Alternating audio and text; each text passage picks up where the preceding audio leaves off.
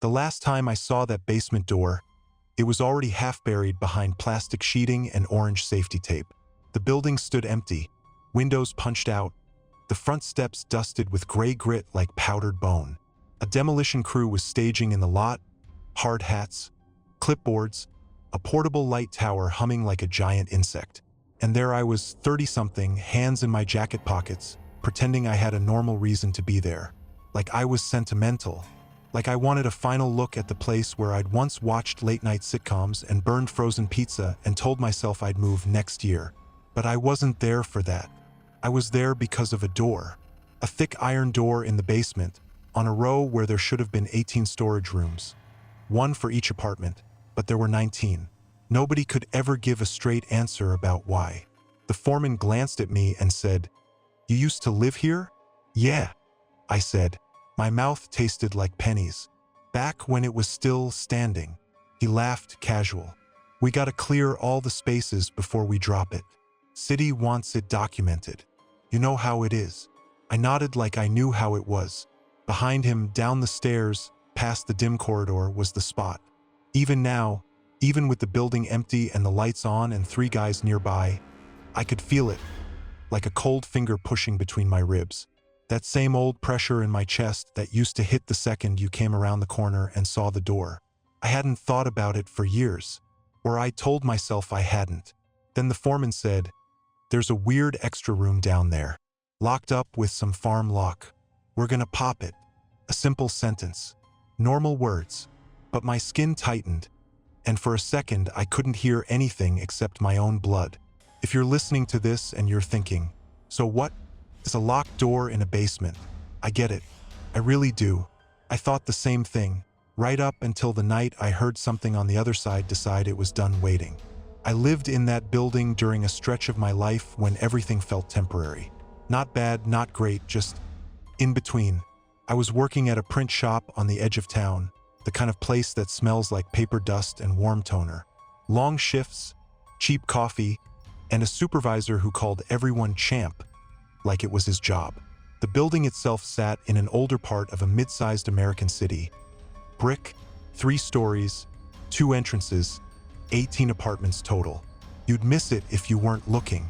A tired maple out front, patchy strip of grass, a little metal sign with the street number that had been repainted so many times it looked swollen. The story everyone repeated was that it went up right after World War II, and that German prisoners had helped build it. I don't know how much of that was true, but the place did have that post-war feel. Thick walls, heavy stair treads, doors that shut like they meant it. It was sturdy in the way old things can be sturdy, solid, but also full of little secrets you don't want to find. If the city had maintained it properly, it might have stayed nice. But they didn't. The plumbing was moody. The hallway lights flickered like they were doing you a favor. The mailboxes had been pried open at least once, and the laundry room machines ate quarters like a hobby. And then there was the basement. A basement is supposed to be simple, cold concrete, storage bins, maybe a spider web in the corner, maybe a furnace that groans once in a while. Nothing dramatic. Ours was dramatic. It had a long corridor with storage rooms on both sides, metal doors, cheap padlocks, each one assigned to an apartment. People kept holiday decorations, camping gear, old textbooks, and the kind of boxes you swear you'll sort soon. Except the basement had a habit of turning into a swamp. Every few months, usually after a heavy rain or a hard thaw, something would go wrong. The floor would slick over with a shallow layer of nasty water that wasn't just water. The smell would climb the stairs and sit in the entryway like an unwanted guest. You could taste it in the back of your throat. People would complain. Notes would appear taped to the lobby mirror in angry handwriting. And then, without anyone ever seeing a repair truck or a plumber, the smell would fade, the floor would dry, and life would keep moving. My neighbor across the hall, Mrs. Collins, was the kind of woman who carried peppermints and opinions. One afternoon, as we checked our mail, she said, "They come in the middle of the night. That's my theory. The maintenance guys?" She snorted. "Maintenance guys? Honey, I've lived here 12 years. I've never seen one. Not once." "Maybe they're shy," I said. She looked at me like I'd suggested the moon was made of cheese. Or maybe the basement has its own way of fixing itself. She said it like a joke, but her eyes didn't match her smile. The second special thing about our basement was that extra room. 19 doors, 18 apartments. The extra one sat on the long stretch of corridor, the part you had to pass to get from the back storage units to the stairs. You couldn't avoid it unless you walked pressed against the opposite wall like you were trying to become wallpaper. This door was not like the others. The others were thin sheet metal with simple handles and cheap locks. This one was iron, thick, rust-chewed at the edges, but the slab itself looked like it could stop a car. And it never stayed still. You'd be down there, doing something normal, switching laundry, grabbing a box, checking your bike tires, and you'd hear it, a deep, lazy thunk, as the heavy door swung and kissed the wall. Then another thunk dash. Then, if the air moved just right, it would slap the wall harder, like a big hand clapping once in the dark to get your attention. People said draft. That's what you say when you don't want to say anything else. Basements have drafts. But the door moved like there was a wind tunnel behind it, and it didn't make sense. That room didn't connect to the outside. It wasn't near an exit. There was no vent big enough to push a door that heavy. And the closer you got to it, the worse it felt. Not fear like a scary movie. Not jump scare fear. Something heavier. Like your body recognized a place it shouldn't be and tried to turn you around before your brain could argue. If you took a step past that door, if you went even a couple feet beyond it, the pressure in your chest would spike. Your stomach would tighten. Your hands would get damp. You'd feel stupid for feeling it, but you'd feel it anyway. It wasn't just me. Everyone had their own version of the same story. In the laundry room, I once heard two guys talking. Marcus, a coworker of mine who lived upstairs, and a younger guy from the first floor named Ben. Ben said, "Dude, I swear that door is messed up." Marcus laughed. "It's a door." Ben shook his head.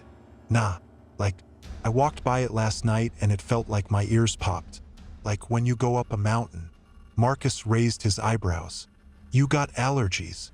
"I'm serious," Ben said. "I got this thought like, if it closes behind me, that's it." Marcus's grin faded. "Just a notch." "Okay, yeah, that part. I get that part." Nobody wanted to touch the door. And then there were the strange details that made it worse. Bolted onto the door were round metal plates, rivets maybe, or decorative caps, arranged in a pattern, corners and center. They were painted white. Not old white. Not yellowed basement white. Fresh white. It didn't matter how damp the air got, how the rust spread, how everything else aged. Those round plates stayed white, like someone kept repainting them. At first I assumed some maintenance guy did it as a weird marker. Then I realized no one ever saw a maintenance guy. And even if they existed, why would they repaint little circles on a door nobody used? One evening I came home late, arms full of groceries. Mrs. Collins was on the steps with her little dog. She watched me struggle with a bag and said, "You ever notice the white dots on that door?" "I try not to notice that door at all," I said. She nodded like that was the correct answer. My husband used to say those were like stops, like nails in a coffin. He said people put marks like that when they don't want something to cross a line. I forced a laugh because the alternative was to carry my groceries back to the car and drive until the gas ran out. "That's cheerful." She leaned closer, lowering her voice.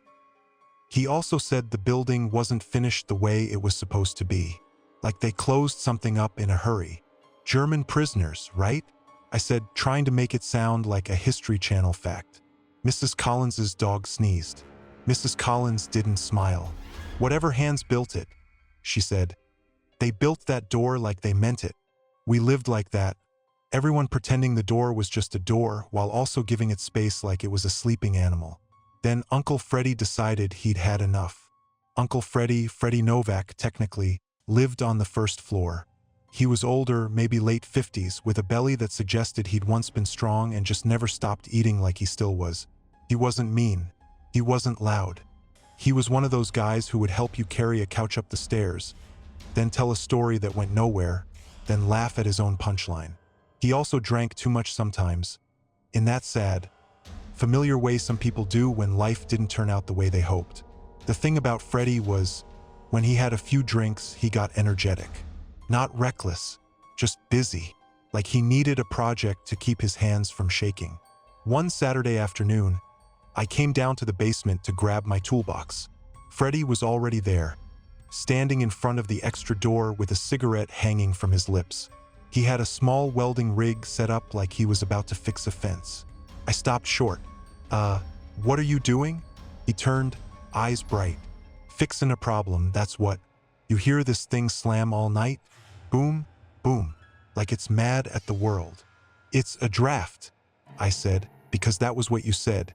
Freddie spat to the side. "Draft my butt. There ain't a breeze in here strong enough to move this thing." He tapped the iron with his knuckles. The sound was dull and deep. Mrs. Collins appeared behind me, arms crossed. "Freddie, don't." Freddie waved a hand like he was shooing a fly. "Relax. I'm not opening it. I'm closing it." He held up two thick metal hinges, the kind you'd see on a barn. "Gonna weld these on, slap a big lock on it. If it wants to clap at night, it can clap at itself." Ben, the younger guy, hovered near the stairs like he wasn't sure he was allowed to breathe. "You got a key for the lock?"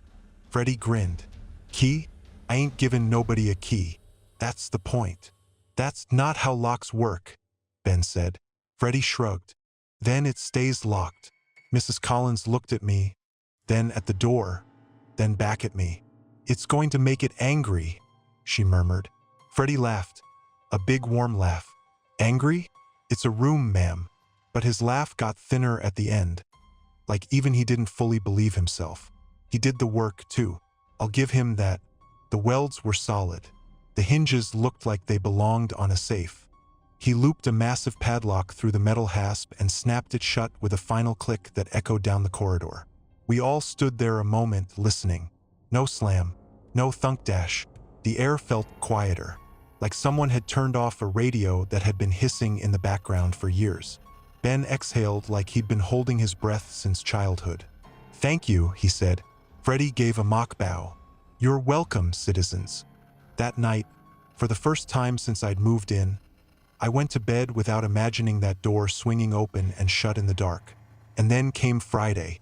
It was midwinter, the kind of cold that makes your car doors stick and your nose burn. I got home from work tired and hungry and in a mood that felt like damp clothes. My kitchen light buzzed. My heater clicked on and off like it couldn't commit. I ate a microwave dinner that tasted like salt and regret. All week, I'd been thinking about a jar of pickles I'd stored downstairs. Homemade, from my cousin's summer cookout. Real pickles. Crunchy. Not the soft supermarket kind. I wanted something familiar. Something small that felt like a win. So around 9, I grabbed my basement key and headed down. The entryway stairs creaked the way old stairs do. I flipped the basement light switch at the top and watched the fluorescent tube glow to life, greenish and weak. Halfway down, the bulb flickered. Once, twice. "Come on," I muttered, like the light could hear me. At the bottom, the basement corridor stretched out. Concrete floor, rough walls, pipes overhead like ribs. Some of the bulbs were out completely. Others glowed like they were tired. As I stepped into the main corridor, I heard something else.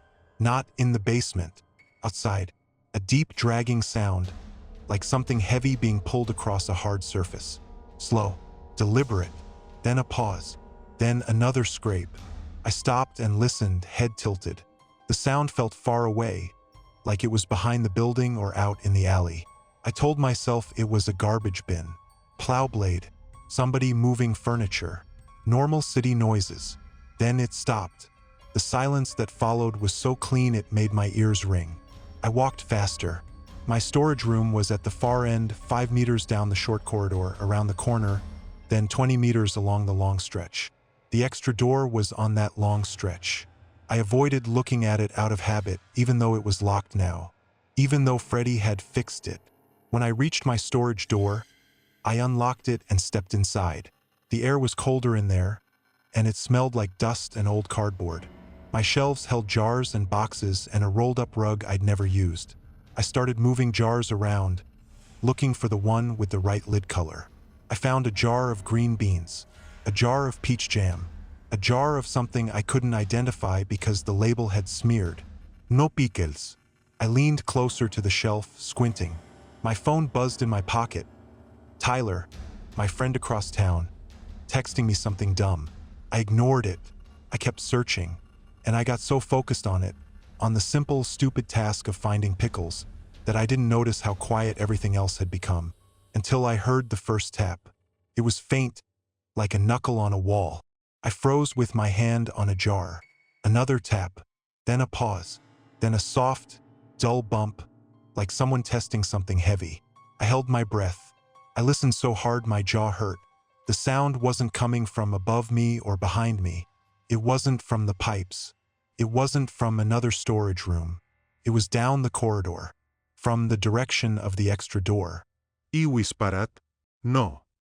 The taps continued, slow at first, like whoever or whatever was doing it was figuring out the new reality, like it had come to the door expecting it to swing, and found it didn't. Top, top. Then a heavier thud. I backed away from the shelf without meaning to. My heel hit something on the floor and I nearly knocked over a box. The tapping stopped, as if it had heard me. A long, awful quiet settled. In that quiet, I could hear the basement lights buzzing, faint and uneven. I could hear my own heartbeat. I could hear the tiny scrape of my jacket zipper shifting as I breathed. Then the thuds began again. Harder, closer together, impatient. Thud, thud, thud. The metal door on my storage unit trembled slightly with each impact carried through the floor, the way a shared wall trembles when someone slams a cabinet 2 rooms away. My mind tried to make it ordinary. Someone locked in? A prank? Freddy messing around? A rat in the wall? But the rhythm wasn't random. It wasn't frantic. It was purposeful, like someone pushing a heavy dresser against a door over and over, adjusting their grip each time. I stood there holding a jar of green beans like it could protect me. Then came the scraping, a drawn-out, slow metal-on-metal sound that made my teeth itch, like something was dragging nails across iron. Not sharp nails, thick nails, the kind that don't bend. I thought of those white-painted circles on the door, the way they always looked fresh, the way people avoided touching them. I set the jar down on the shelf with care, like sound mattered, like the basement was listening. The thuds grew more intense. Then suddenly they stopped. Just stopped. I waited. My lungs burned. My palms sweated. I expected another slam, another scrape, something, nothing. The silence wasn't relief. It was worse. It felt like the moment in a storm when the wind drops and you realize the real hit hasn't arrived yet. I swallowed and forced myself to move. I edged to my storage door and cracked it open a few inches. The corridor outside was dim. The nearest bulb buzzed weakly. Shadows lay thick in the corners. I stepped out and pulled my door mostly shut behind me, leaving it unlatched in case I needed to dive back in. I stood still, listening. No thuds, no scraping. I told myself, walk, just walk. Don't run. Running makes noise. Running makes you trip. I started down the short corridor toward the corner, placing each step like I was crossing thin ice. When I turned the corner, the long stretch opened up in front of me. 20 meters to the stairwell. 20 meters that felt like a mile. Halfway down that stretch, on the right side, was the extra door. Even locked, it looked wrong, too thick, too dark. The white circles caught the weak light and seemed to float on the rust like pale eyes. I kept to the left wall, shoulder almost brushing it. My keys were clenched in my fist so hard the teeth bit my skin. I made it a few steps. 10, 15. I reached the point where I'd be level with the door if I turned my head. I didn't turn my head. And then I heard the new sound, the one that dropped my knees out from under me. It wasn't a thud. It wasn't a scrape. It was a wet, tearing sound, like earth being ripped open, like soil being pulled apart with force, mixed with a faint tapping against concrete, as if something below the floor was searching for the right spot. My legs went soft. I slid down the wall and sat hard on the cold floor, unable to stop myself. For a second, I couldn't move. I couldn't even blink properly. Then something shifted near the bottom of the door. A slow, pushing motion. And from the narrow gap beneath the iron slab, a hand slid out. Not a human hand. Too long. too pale in the wrong way, and it had 6 fingers. The skin looked slick, smeared with a greenish fluid that clung in strings and dotted the concrete like thick rain. The nails, if you can call them that, were jagged, dark, and blunt at the tips, like someone had chewed them down and they'd regrown wrong. It didn't grab at me. It didn't wave. It just felt. Those 6 fingers spread and pressed against the floor, testing the space, tasting the air. My brain screamed, "Move." My body finally agreed. I got up so fast my shoulders scraped the wall. I didn't care about noise anymore. I didn't care about slipping. I didn't care about anything except getting past that door and up those stairs. I ran. Behind me, the iron door shuddered once. Just a single heavy jolt, like something had leaned its full weight against it. I hit the stairwell and took the steps 2 at a time. My breath tore in and out of my chest. I burst into the entryway, slammed the basement door behind me, and fumbled with the latch like a kid trying to lock a monster out of a closet. Then I bolted up to my apartment, grabbed my phone, my keys, and my coat, and I left. Tyler lived across town in a duplex that always smelled like laundry detergent. When he opened the door, he stared at me like I was a stranger. "Man," he said, and I could tell from his tone he didn't mean it as a joke. "What happened to you?" I stepped inside and realized my hands were shaking so hard my keychain rattled. "I need to crash here tonight." Tyler squinted. "Okay, sure. But I'm not kidding," I said. "I can't be there."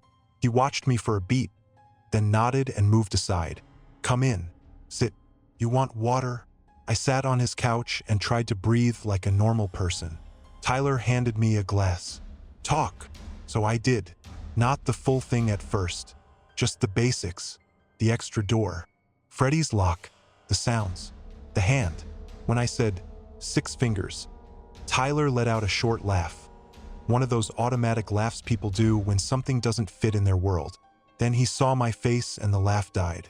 "You're serious," he said. "I don't know what it was," I said, "but it was real." Tyler rubbed his chin, thinking hard. Could it have been like a prank? Somebody messing with you? In a locked room? I snapped, then immediately felt bad. "Sorry. Tyler, it was under the door. Under iron." He stared at the floor, then looked back up. Okay. So, what are you gonna do?" I thought about calling the city. I thought about the landlord. I thought about the police and how that call would go. "Hi, yes, there's a 6-fingered hand in my basement. Also, it's leaking green slime." I shook my head. "I don't know." Tyler sighed. "Then you're staying here. End of story." That night, I barely slept. Every time Tyler's heater clicked on, my body jolted like it was bracing for a slam. Every time a car passed outside, I imagined dragging sounds. In the morning, sunlight made everything look stupid and harmless. That's what sunlight does. It turns terror into a story you tell yourself you exaggerated. I went back to my building around noon, because I had to, because I had work Monday, because you can't just abandon your life over a basement door. At least that's what I told myself. In the lobby, Mrs. Collins was checking her mail. She saw me and narrowed her eyes. "You went down there last night," she said. It wasn't a question. I hesitated. "Yeah." She held my gaze. "And," I swallowed. "I heard something. And I saw something." Mrs. Collins's mouth tightened. "Did it touch you?" "No," I said quickly. She nodded once, as if that mattered more than anything else. "Good." I lowered my voice. "We should tell someone. The city. The manager. Somebody." Mrs. Collins shook her head slowly. "You tell them, they'll open it. And if they open it..."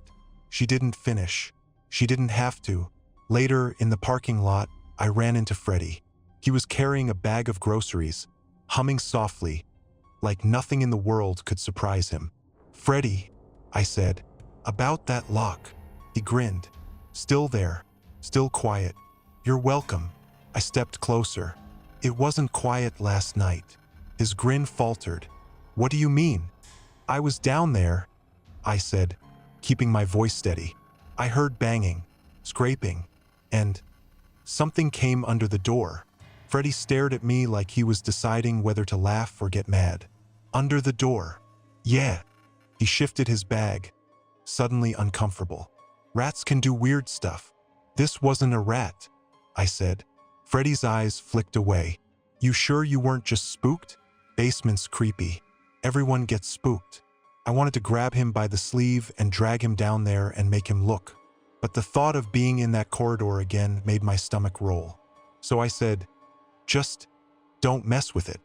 Freddy's jaw tightened. Then he forced a smile. Kid, I welded that thing like it's holding back the ocean. It's fine. He walked away. For the next few weeks, I avoided the basement unless I absolutely had to. I did laundry at a friend's place. I kept my bike upstairs. I bought pickles from the store and hated them on principle.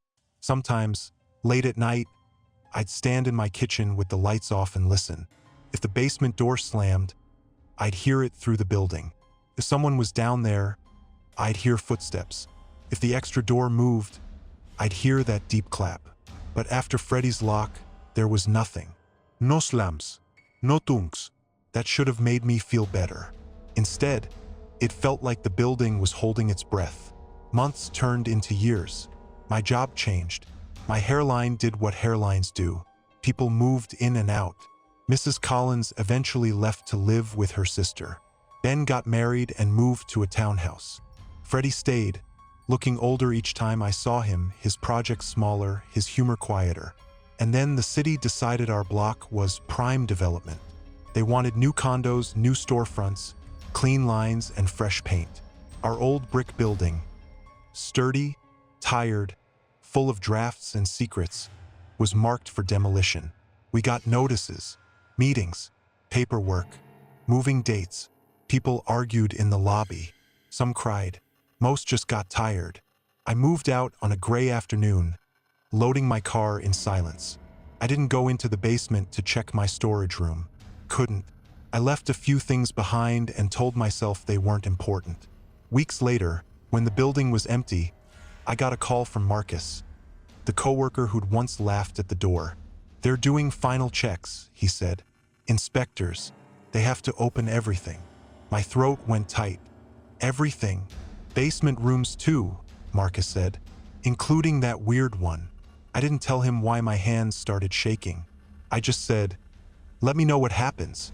But I couldn't stay away, so I showed up the day they went down. That's where this started. Me standing above the basement stairs while a foreman talked about paperwork. They brought 5 guys down there, all solid, confident types with tool belts and flashlights. The kind of men who treat fear like an insult. Even they hesitated when they reached the extra door. The padlock was still there, rusty now but intact. Freddy's welds held. One of the guys said, "Why's this one so heavy?" Another guy shrugged. "Old storm shelter? Utility room." The foreman said, "Doesn't matter. We gotta check it." They cut the lock. The snap of metal echoed down the corridor like a gunshot in a tunnel. My stomach flipped. They pulled the door. At first it didn't move, like it was stuck to the frame. Then it gave with a slow, stubborn groan. A smell rolled out that made 2 of the guys recoil instantly. Not just sewage. Not just rot. Something older. Something like a closed-up grave. Damp earth and cold stone and the sour edge of something that shouldn't be breathing. One guy covered his mouth. "Man, what is that?" They shined flashlights inside. The room was a mess. Black water stains on the walls, piles of rotten cloth, broken boards, sludge pooled on the floor like the basement had been bleeding into itself for decades. They stepped in carefully, boots squelching. "Nothing here," one guy called, voice muffled by his scarf. Then another one said, "Hold up." He aimed his flashlight at the far wall. There, low to the ground, was an opening, an uneven tunnel cut into the concrete like someone had chewed through it. The edges were rough. The inside dropped away at an angle, sloping down into darkness. Cold air poured out of it, steady and sure, the kind of draft that could move an iron door like it was light cardboard. And with the air came that same grave smell, stronger now, direct, like the tunnel was a throat. The foreman muttered, "What the?" One of the workers crouched, peering in. His flashlight beam disappeared after a few feet. "It keeps going," he said. "Looks like it drops under the building." The foreman swore under his breath, then caught himself and cleared his throat, glancing up at me like he remembered I was a civilian. "We're not going in there," he said louder. "Nope, not our job." Another guy asked, "Could be an old drain line? Could be anything," the foreman said. "We document it, then we seal it." They didn't argue. They didn't joke. The tunnel had stolen the humor right out of them. An hour later, a truck arrived with a special sealing compound, thick, fast-setting, meant to fill voids and lock them down. They pumped it into the opening until it swallowed the darkness and hardened into a smooth, pale plug. One of the workers wiped his hands and said, "There, done, done." Like you can pour something into a hole and call it done. They left the extra room open to air out. The smell lingered anyway, clinging to the concrete. I stood at the threshold, not crossing it, watching the tunnel's mouth disappear under fresh sealant. A worker walked past me and said, trying to sound light, "Probably just an old construction mistake. Weird stuff in old buildings." I nodded because that was the kind of lie people need in order to go home and sleep. But as they packed up, I noticed something I hadn't seen in years. On the iron door, still heavy, still rusted, those round metal plates were still white, fresh, clean, as if someone had painted them yesterday. I left before the crew finished upstairs. I didn't look back. I got in my car, sat with my hands on the steering wheel, and stared at the empty brick building like it might stare back. On the drive home, I kept hearing that sound in my head. The wet tear of earth, the tapping on concrete, the slow feel of 6 fingers testing the air. They sealed the tunnel. They wrote it up. They called it a planning error and moved on. A month later, the building came down. Dust clouds, machinery, a loud, efficient end. For a while, I thought that was it. I thought whatever was down there was buried under new concrete and bright new construction, trapped forever in a place no one would ever remember. Then, one spring evening, I was walking past the construction site on my way to a coffee shop. The new foundation was poured. Rebar poked up like thin ribs. Workers were finishing up for the day. And as I passed the temporary fencing, I heard it. A faint dragging sound. Slow, heavy, like something being moved across a hard surface, far below where anyone could see. It stopped when I stopped. I stood there, coffee smell in the air, traffic humming, people laughing on the sidewalk like the world was normal. Then I kept walking, because what else do? You tell yourself it's a machine, a pipe, a settling slab, anything, and you don't turn around. Not unless you want to find out what happens when a sealed tunnel decides it's done waiting, too.